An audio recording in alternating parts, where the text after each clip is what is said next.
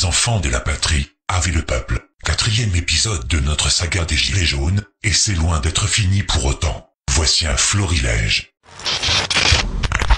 Ce qui est inquiétant, c'est qu'on a quand même des journaux étrangers, notamment des journaux égyptiens, qui rapportent que les modes opératoires correspondent aux modes opératoires qui étaient employés en Égypte au moment des printemps arabes. Donc il y a aussi ces questions à se poser. Se demander si ces jeunes casseurs de banlieue n'étaient pas... Vous voulez dire qu'il y a des stratégies structurées de déstabilisation, effectivement, issues des rangs des frères musulmans. Cette bagnole de deux élus qui allaient faire des courses, et tout d'un coup, il y a un des gilets jaunes qui dit c'est un PD. Je les reconnais, voilà. Et ça y est, vous retombez dans les travers, ils l'ont tabassé. Qu'est-ce qui s'est passé à Vous jouez le jeu des médias, en fait, c'est ça. Vous reprenez 5% du mouvement qui se passe mal. Mais à qui je m'adresse pour poser des questions? C'est une hypothèse, en tout cas, qui est soulevée par des journaux tout à fait sérieux égyptiens. Donc il y a aussi ces questions-là qui sont à se poser. Ces casseurs de banlieue existent depuis des années, mais intégrés dans ces mouvements, il y avait manifestement des drapeaux qui correspondraient à ce genre de revendications. D'où tu sors, d'où tu pars, c'est qui t'a élu, toi? Tu pars d'où? Personne ne m'a élu. Pourquoi tu te permets sur le... Pourquoi tu te permets Quand on met quelqu'un en cause, il a le droit de répondre. Et pourquoi vous vous permettez de tutoyer déjà? Allez, arrêtez. Le respect commence par là. Éric Roux est mis en cause, il répond. Allez-y. Vous nous avez dit que l'heure était grave. Et quand l'heure est grave, les institutions et la démocratie représentative ne reculent pas. Nous sommes l'assemblée citoyenne que vous semblez appeler de vos voeux. Il n'y a pas un camp contre un autre. Nous ne sommes pas face à face. Nous sommes avec les Français et nous dialoguons au quotidien avec eux. Qu'en fait, sur 5% des blocages qui va mal se passer, vous allez définir le blocage en lui-même en entier, c'est ça? Donc sur la population, il va y avoir 5% de voleurs, toute la population va être des voleurs, c'est ça? Vous définissez ça comme ça, vous laissez le mouvement comme ça? Non mais prenez un micro si vous parlez, prenez un micro sinon on vous entend pas. Et on sent bien qu'il y a beaucoup de violence, et on sent bien qu'il y a un climat qui se durcit, et au lieu de s'adoucir, il se durcit, alors même qu'il y a des annonces, mais on y reviendra. Bien sûr, elles semblent trop faibles, mais ce qui est sûr, c'est que on sent bien que cela se concentre autour de la personnalité du président de la République, et que j'entendais une personne, un député, enfin quelqu'un de la majorité dire, il y a 40% du mécontentement qui est autour de sa personne.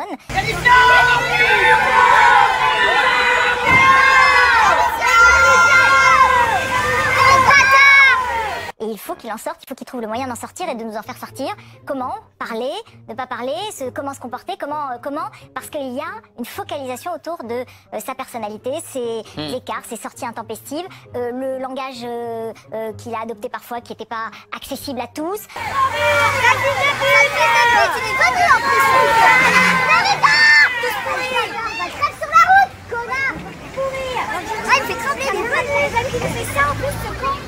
Ça va finir que oui, Macron va dégager, il va falloir qu'il vire cette Assemblée nationale, qui ne respecte même pas, ses élus. Merci Xavier Mathieu, on voit bien que vous êtes comédien aujourd'hui. La volonté d'avancer peut-être sans intermédiaire et du coup de diffuser, en tout cas de donner l'impression de mépriser tout le monde. Et aujourd'hui, c'est un paroxysme qui est extrêmement inquiétant et dangereux et qui ne présage rien de bon pour ce samedi et pour les jours qui viennent. Oui, les 2 morts qu'il y a eu. Pas un mot de votre part. On va revenir déjà. Celui en moto. Le deuxième a été démenti, je suis désolé. Justement, on est en droit de se poser la question. C'est toujours pareil, justement, pour discuter de ça. On essaie de nous mettre des causes. Plusieurs blessés. Ça fait 10 ans que je fais des débats télé, quel rapport avec le comédien? Au mandat du comédien, on voit madame qui a vraiment été conseillée par la question. Madame Écrière, vous ne me prendrez pas de haut, vous ne me prendrez pas de haut, s'il vous plaît. Vous ne me prendrez pas de haut, vous avez fait pendant 2 heures avec les gens qui étaient en face de vous. Ouais, sans arrêt. Le mépris de classe, il a été des deux côtés des ministres et du vôtre en même temps.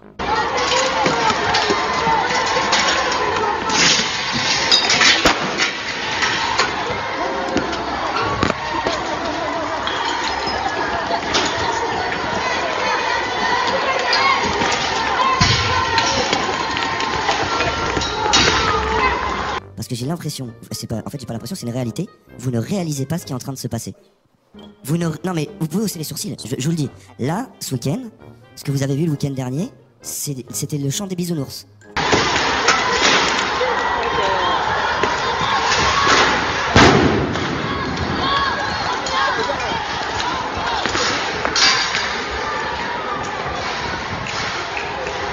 Vous m'avez invité, je suis venu pour dire ce que j'ai envie de dire. On a entendu. On peut répondre. Moi, les gens qui étaient en face de vous tout à l'heure, Alors, monsieur Mathieu, je vais vous répondre, s'il vous c'était plaît. les miens. Et de les 8, je suis le seul à connaître ce que ces gens vivent. Je suis le seul à vivre ce que ces gens vivent. Je suis le seul à avoir vécu ce que ces gens vivent. Monsieur je sais Mathieu, ce qu'ils vivent. s'il vous plaît. Mais répondez à ma question, Maxime Nicole. Non mais je voudrais vraiment que vous réalisiez ce qui est en train de se passer parce que j'ai l'impression que vous croyez qu'il y a encore de la discussion à faire. On peut débattre pendant des heures de choses. Mais les gens qui sont dans les rues aujourd'hui, Ça fait 30 ans le débat qu'ils ont dans les oreilles et maintenant ils ne veulent plus entendre ce genre de choses. Moi j'espère qu'on va pouvoir débattre. Et je n'ai aucun mépris de classe pour personne. Et je ne pense pas. Si vous parlez avec ces gilets jaunes... En me disant, on voit que vous êtes comédien, ça veut dire quoi? Ça veut dire que vous avez de talent Non, vous êtes méprisable. Non. Vous êtes méprisante. Ok. T'es là, tu viens le pied de ton collègue, je suis comme...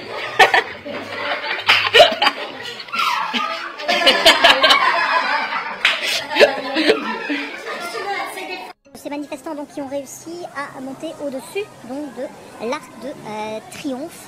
Là aussi on se demande, Stanislas Guedon, comment ils ont fait pour... Oui, parce que pour avoir déjà fait beaucoup de services sur cet Arc de Triomphe, les accès sont pas simples, ils sont sécurisés. Combien j'ai été choqué par la mise en cause de symboles qui sont les symboles de la France. Le fait que l'Arc de Triomphe ait été tagué. Le fait qu'autour du tombeau du soldat inconnu, une manifestation violente puisse avoir lieu.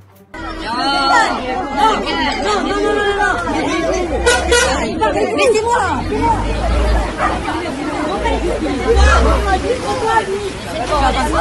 Non, toi, je vais frapper, mais moi... Oh, moi, tu qui, moi? Je ne sais pas ce que c'est qu'un peuple européen. Vous avez un peuple français, vous avez un peuple allemand, vous avez... Victor Hugo. Si ça n'était pas... C'est quoi le peuple français? Expliquez-moi. Alors ça c'est intéressant. Expliquez-moi, ça m'intéresse. Les millions de Français qui sont morts pour leur pays, ça n'existe pas. Mais vous savez, C'est ça.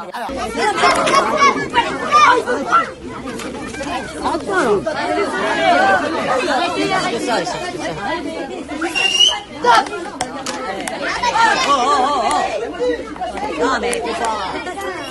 Ils cherchent que ça. Stop. Ils cherchent que ça, les gars, arrêtez. On est dans son délire, là. Ils cherchent que ça. Arrêtez. Stop. On parle plus avec lui. On dirait Macron qui vient de tous ses morts et qui baisse ses morts. Ouais. Ah ouais. Il faut lui dire, ouais. Macron, tu m'attends. Ah, vous me prenez? Macron, tu sais quoi? Ta ville est en train de brûler, t'es pas là. Tu t'occupes pas assez du peuple. Tu sais quoi? N'aie pas peur, on va venir te chercher parce que combien de fois tu nous as pris vraiment pour des enfants de putain, hein? Mais on n'est pas des enfants de putain, on est des enfants du peuple. Mais laisse-moi de dire qu'on ne fait rien pour les personnes qui gagnent bien. Écoutez, Combien s'élève le SMIC aujourd'hui, madame la députée? Combien le SMIC? Alors, je vais vous dire, vous me faites une colle. En effet, je ne connais pas. Mais vous vous rendez compte? Toi, par contre, on va t'enculer. Tu sais quoi? N'aie pas peur, on est là, on va pas bouger. Le peuple va aller jusqu'au bout, parce qu'on sait par qui t'as été mis par Bruxelles. C'est Bruxelles qui t'a mis là. Mais n'aie pas peur, la Belgique. La Belgique aujourd'hui est avec nous. L'Allemagne est avec nous. Mais non, Et après, vous dites que vous êtes représentatif du peuple. Vous savez pas combien il est le... Madame la députée. Mais je sais que c'est difficile de vivre avec ces hallucinant. Madame la députée. Sauf que je sais qu'on augmente. On devrait passer un CAP pour être député. C'est hallucinant ce que j'entends. Vous voulez pas techno qui ont réponse à tout. Allez-vous-en tous parce que vous allez mourir tous. On n'en veut plus de vos gouvernements. Vous voyez pas que vous nous sucez la moelle depuis des années? C'est pas maintenant que ça monte, c'est depuis 30 ans que ça monte. Maintenant, vous voyez, c'est fini, ça suffit. Mais je vais vous dire, je suis Vous savez pas combien il est le SMIC, madame? Mais monsieur, moi par exemple, je peux vous parler de sujets. Là par exemple. Non mais le SMIC c'est important, madame. Mais vous représentez la France. Mais monsieur, je suis en train de... Moi par exemple, je travailler sur la réforme de la justice qui est extrêmement importante. D'accord, ça suffit, enfant de putain. N'aie pas peur. Et ta bergère là, que tu lui offres des machines à 300 000 € et nous on doit mourir. Mais tu nous as pris pour qui, enfant de putain? Tu sais qui on est, nous, les gens du voyage. Aujourd'hui, il y a les gens du voyage avec toi. Je vais te le dire, on est l'une des plus grosses familles de France. N'aie pas peur qu'à nous aussi on va se soulever. Déjà, j'y suis, mon fils. Et quelques-uns de mes cousins. Je te jure que ça va faire mal. Vous voyez le problème où est-ce qu'il est? Là où le bas blesse. Écoutez, s'il vous plaît, attendez, plateau. Restez assis. Non, mais restez assis. Mais restez assis. Le plateau. Ça sert à rien. Non, mais non, madame la députée ne sait pas combien il est le SMIC. C'est hallucinant. Madame la députée.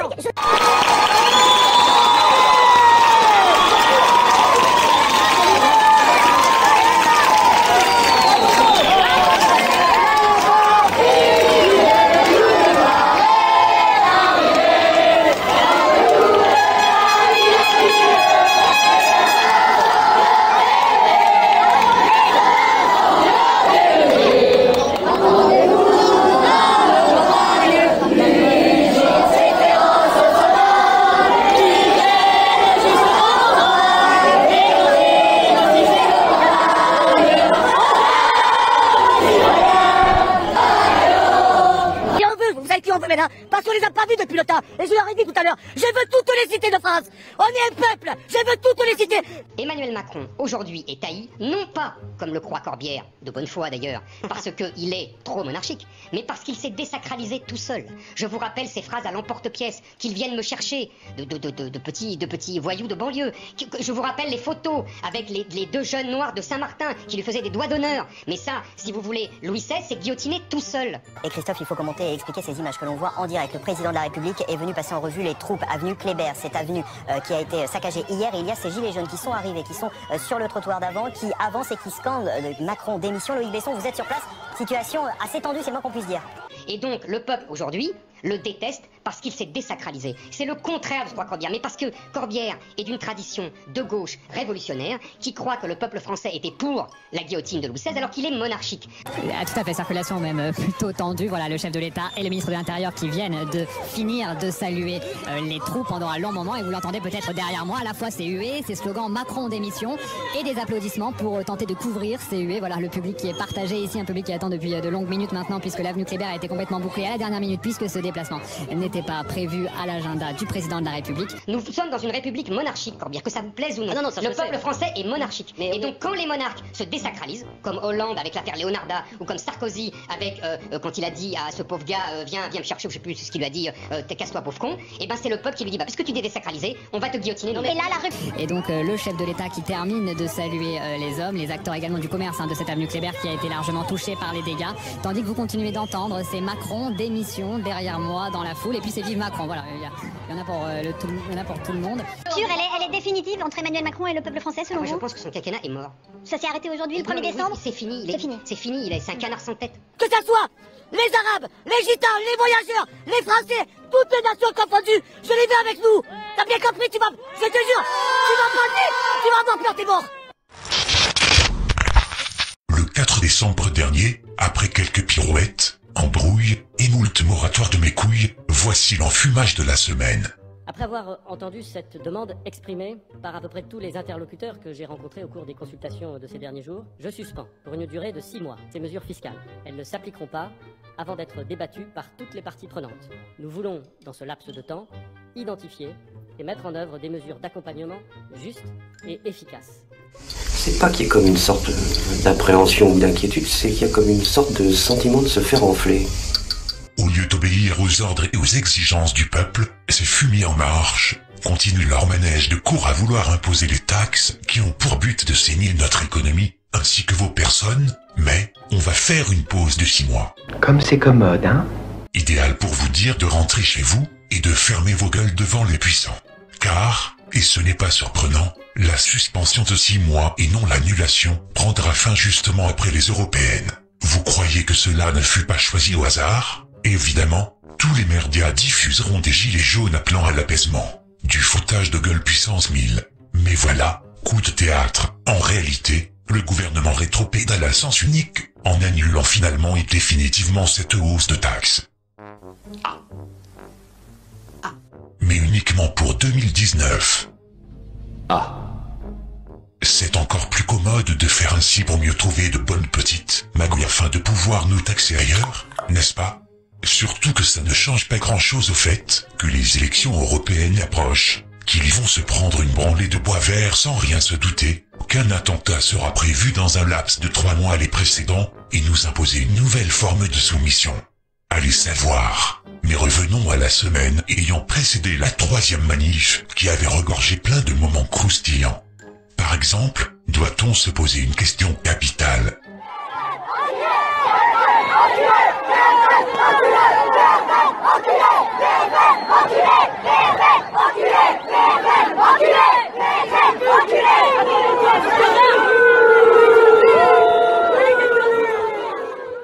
Y a-t-il, en France, une haine BFM TViste? Écoutez, vous avez raison. Non, vous avez raison.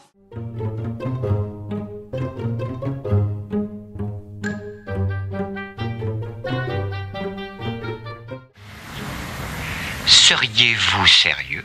Ben voyons, ils avaient aussi les yeux injectés de sang et un couteau entre les dents. La journaliste aurait croisé des gilets jaunes cannibales, ça rappelle un certain bon vieux temps où il fallait se planquer dans les greniers ou sous des celliers, afin d'échapper à une certaine grosse bébête immonde qui monte, vous ne trouvez pas? Nous avons donné l'ordre de les traquer et de les exterminer. Pendant ce temps-là, contrairement à ceux qui déposent les casques, vous avez les CRS collabos au service du pouvoir, qui ne manquent pas d'être félicités par tout ce ramassis de merde, censé être protégés par eux en lieu et place du citoyen. Allez-y les mecs, vous n'attraperez pas le cancer du sida en serrant la main de tous ces enculés notoires. Et si on en revient au commissaire Castaner, dont il s'était ridiculisé encore une fois en se pavanant sur Twitter, bref, vous avez le larbin Laurent Nunez qui vient faire le sale boulot. Et sur cette première phase de l'action, on constate qu'il y a 200 à 300 militants ultranationalistes, d'ultra-droite, qui sont les instigateurs de cette première attaque violente des forces de l'ordre, et donc ce qui a conduit à les repousser. Donc là, moi, par rapport à ce qu'a dit monsieur Christophe Castaner, le ministre de l'Intérieur, hein, je persiste ces signes, on est bien sur une première série de violences qui sont mises en place, incitées par l'ultra-droite. Quel con. Je ne peux malheureusement que vous confirmer que les incidents ont été provoqués par un certain nombre de militants des mouvances d'ultra-droite. Juste sur l'ultra-droite, un mot pour que vos auditeurs comprennent bien. C'est assez classique quand l'ultra-droite fait dégénérer une manifestation, d'être présent au début de la manifestation pour la faire dégénérer, d'agréger l'ensemble des autres manifestants. Attendez, de quoi parlez-vous là? Qui se sont portés au contact des barrages et qui ont provoqué un certain nombre d'incidents. Méthodiquement, les forces de l'ordre ont dégagé les Champs-Élysées avec beaucoup de professionnalisme, beaucoup de sang-froid, beaucoup de courage et de détermination, avec Christophe Castaner nous tenant à leur rendre hommage. Puis, de s'égayer et de disparaître très rapidement, de sorte que, effectivement, dans les 103 interpellés, on ne retrouve pas forcément de militants d'extrême droite. À ce qu'on en sait pour l'instant, on ne les retrouve pas forcément. Concernant le lien que vous faites entre les interpellations et la participation de militants de la mouvance d'ultra-droite, vous savez très bien, et beaucoup sur ces bancs connaissent les questions d'ordre public, vous savez très bien que les militants de l'ultra-droite viennent faire dégrader les manifestations en début de manifestation, et puis ensuite s'égayent et disparaissent, et on ne les retrouve jamais dans les interpellés. Ça a été le cas en 2013, ça a été le cas en 2014, et c'était aussi le cas samedi dernier. Vous dites n'importe quoi. Oui, mais ça m'est égal, ça j'ai l'habitude. Mais c'est assez classique, c'est une constante de l'ordre public, notamment à Paris. Quand l'ultra-droite fait dégénérer une manifestation, il se débrouille toujours pour allumer la mèche, monter aux violences, et puis ensuite disparaître pour éviter d'être interpellé. Et alors la marmotte, elle met le chocolat dans le papier d'alu. Mais bien sûr. On en revient à l'ultra-gauche. On en a vu des manifestants il est possible. Vous imaginez que les services de renseignement, ça a été dit par le ministre, travaillent actuellement à partir de la vidéo, notamment les nombreuses images vidéo qui ont été prises par le réseau de vidéoprotection de la ville de Paris, auxquelles ont accès bien évidemment les effectifs de la préfecture de police. Nous travaillons à identifier les individus qui ont participé à ces violences. C'est un phénomène qu'il a bien connu, c'est des phénomènes de bandes, de violences urbaines qui sont quand même en décroissance sur l'ensemble du territoire national par rapport à d'autres périodes. Faire la connexion entre ces groupes à risque qui peuvent venir d'un certain nombre de quartiers sensibles, d'abord c'est souvent stigmatiser ces quartiers. Moi je veux me départir de cette idée et faire remarquer que dans la manifestation de samedi, dire que ces individus-là étaient présents et ont procédé au pillage et aux exactions contre les forces de l'ordre, je ne peux pas vous l'assurer à ce jour. Nous savons qu'en fin de séquence, il y a eu un certain nombre de pilleurs qui sont venus sur zone. Est-ce qu'ils venaient d'autres quartiers ou pas? Voilà, des quartiers ou pas, moi je ne peux pas l'affirmer ici. Vous savez plus du tout ce que vous dites. Et on ne peut pas complètement exclure qu'en fin de manifestation, on ait pu avoir des militants de la mouvance ultra-gauche. Mais tout ça mérite d'être confirmé. Ce qui est certain, c'est que nous avions au départ l'ultra-droite, puis ensuite il y a eu des casseurs qui se sont agrégés et qui ont suivi ce mouvement, et avec énormément de violence contre les forces de l'ordre. Pauvre type, espèce de con, t'es vraiment rien qu'une merde. Pas la peine de revenir sur cet épisode, sinon pour étaler l'incroyable foutage de gueule. On sait de sources sûres qu'il s'agissait au moins de casseurs antifa. Qu'aucun extrême ne fut interpellé, mais, que fait Nunez? Ah bah il va dissoudre des groupuscules ultra-droite imaginaires. J'ai déjà vu des faux culs, mais vous êtes une synthèse. À part dissoudre une aspirine dans un verre d'eau, je ne vois pas ce que tu pourrais dissoudre d'autre, mon pauvre petit. Est-ce que ces guignols auraient tendance à oublier que l'un de vos prédécesseurs, le triste Sir Manu les Grandes Oreilles, avait déjà saisi l'opportunité de la dissoudre il y a 5 ans, suite à la récupération du mensonge d'état de l'affaire Méric? Par exemple, vous ne communiquez pas entre vous? Bon allez, on laisse tomber, passons à autre chose. Dans la série Les Juifs ça ose tout, c'est à ça qu'on les reconnaît. Ça va pas recommencer, non? Si justement, il y en a encore qui n'est pas capable de se la boucler une bonne fois pour toutes. Bon, je disais que c'est ce juif malfaisant qui récolte la palme. Ce fauteur de guerre assaillant de la pire espèce, qui bosse pour le compte d'un état voyou et criminel, a osé tweeter ce genre d'ineptie qui dépasse l'imagination. Attention, ce tweet risque de vous rendre aveugle pour l'éternité.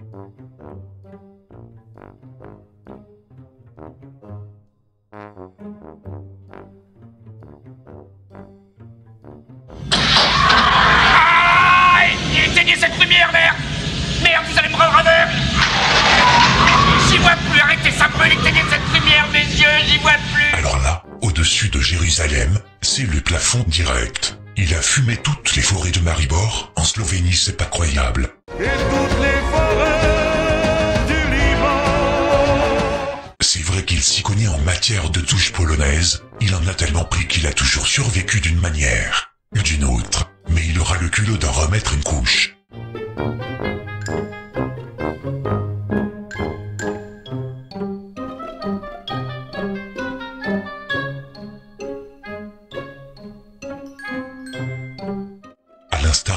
considériez à un niveau particulièrement infâme. Si on relit bien son tweet, eh bien, et ça va en surprendre plus d'un, il a parfaitement raison au bout du compte et au niveau de sa redoutable connerie.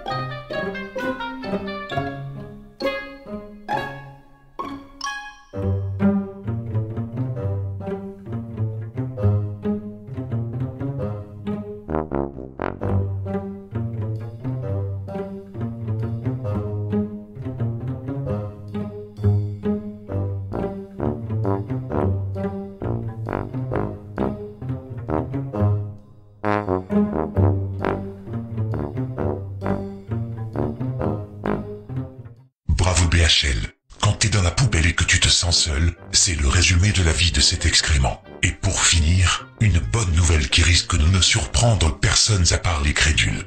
Mais de quoi parle-t-on juste? Eh bien de l'État islamique. Depuis plusieurs mois maintenant, on était vraiment inquiets. Depuis les attentats des 7 et 9 janvier 2015 imputés à des hommes, dont certains cagoulés, prétendument liés à Al-Qaïda et Daesh. La France est censée affronter une forte menace terroriste, ce qui ne l'a pas empêché d'organiser aussitôt la grande risquée marche Charlie, du 11 janvier 2015. Au moins 271 djihadistes français seraient rentrés sur le territoire national et plus de 18 500 personnes seraient inscrites dans le fichier des signalements pour la prévention de la radicalisation à caractère terroriste. Aucune attaque logique ou ne serait-ce qu'une petite tentative n'a été perpétrée.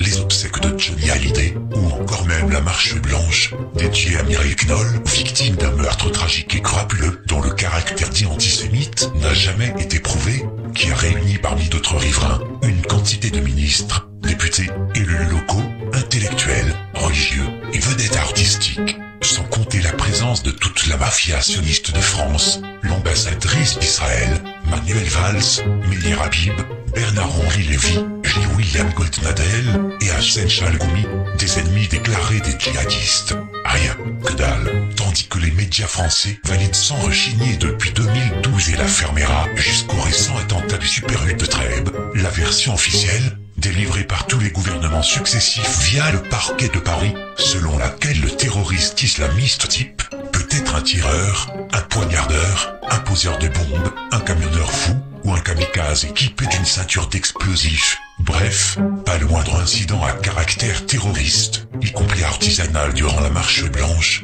tout au long du parcours facile d'accès place de la Nation, boulevard Voltaire, avenue Philippe-Auguste, et les rues de Charonne. Encore plus fort, la période de l'épopée des Bleus, du dernier carré de la compétition jusqu'au sacre, en passant bien sûr par la très longue attente des 2 millions de supporters sur les Champs-Élysées pour le retour des Bleus au pays.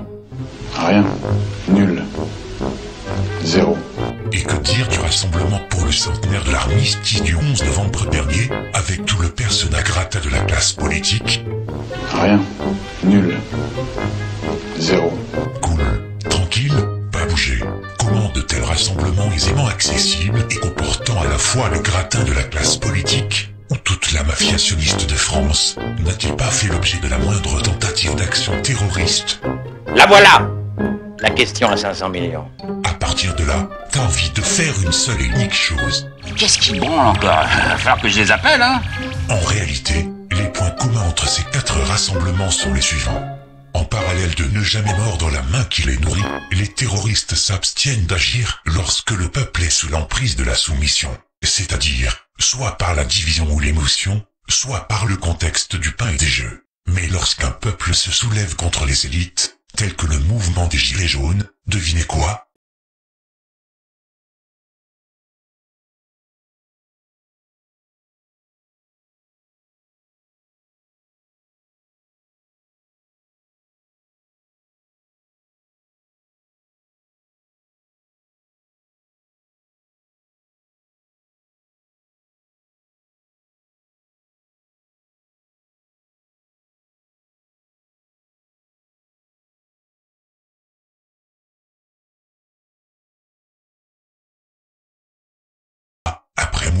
tentative d'intimidation ratée du gouvernement, au surlendemain de la première marche parisienne et tumultueuse des nouveaux contestataires infiltrés par des agents provocateurs, comme le révélait admirablement la vidéo suivante.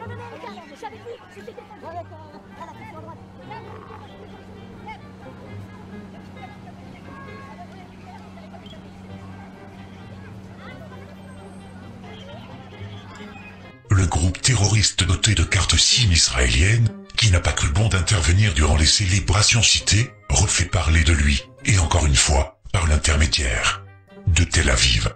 C'est fou à quel point ces cons-là convergent avec autant l'agenda du gouvernement, vous ne trouvez pas? Même cet insipide torchon exprime ses doutes, contrairement à celui de Zisson, sur la véracité de cette prétendue info.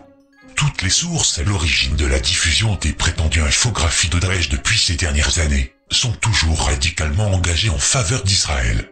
Un compte Twitter tendrement dénommé Rosanna est impliqué, entre deux relais de pseudo-menaces djihadistes issus d'autres comptes sionistes, tel celui de l'obscur Jean-Charles Brizard, dans la défense lyrique, paranoïaque, plaintive, délirante et opportuniste du régime de Tel Aviv. Si le guignol de la bien-pensance veut toujours nier la singularité des annonces de Daesh, qui sont le plus souvent divulguées en exclusivité par des agents pro-israéliens, aujourd'hui encore, cette étrange récurrence, jamais exposée et soulignée de la sorte par la presse, se confirme de nouveau à propos des Gilets jaunes.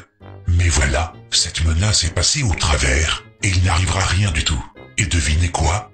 3 jours avant le 3e rassemblement parisien des Gilets jaunes, 2 officines israéliennes ont publié de nouvelles prétendues menaces de Daesh contre la France. Même source israélienne, assistée en ligne par une autre. Tout va bien dans le meilleur des mondes. D'autres déclarations suivront. À très bientôt.